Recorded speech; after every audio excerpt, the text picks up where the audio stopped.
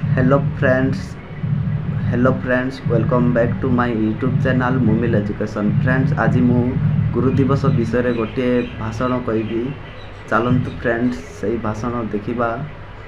सम्मान्य सभापति महोदय, पूज्य गुरुजी गुरुमा वृंद, विज्ञ विचार मंडली एवं एठारे उपस्थित मोर छोट बड़ भाई ओ भौणी एवं मोर सहपाठी गण, आज यही पवित्र गुरु दिवस रे मते किछि कहिबार सुजोग मिलिथिबार मो निजकु धन्य मने करूअछि। आज हेउछि गुरु दिवस, जहाकु आमे टीचर्स डे मध्य कहि थाउ।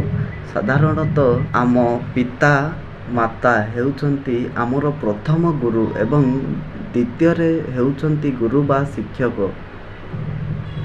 गुरु गु अर्थ अंधकार, रु अर्थ ज्ञान, अर्थात अंधकार रु आमको ज्ञान देई थांती से हेउछंती गुरु। गुरु ब्रह्मा गुरु विष्णु गुरुदेव महेश्वर, गुरु साक्षात परम ब्रह्म, तस्मै श्री गुरवे नमः। आमे प्रति वर्ष सेप्टेम्बर 5 तारिख रे गुरु दिवस पालन करि थाउ। एई दिवसटी पूर्वतन राष्ट्रपति सर्वपल्ली राधाकृष्णन को जन्मदिन रूपे पालन करा जाए। डॉक्टर सर्वपल्ली राधाकृष्णन को जन्म 1888 मसीहा सेप्टेम्बर 5 तारिख रे मांद्राज रो तिरुतानी ग्राम रे जन्म ग्रहण करथिले।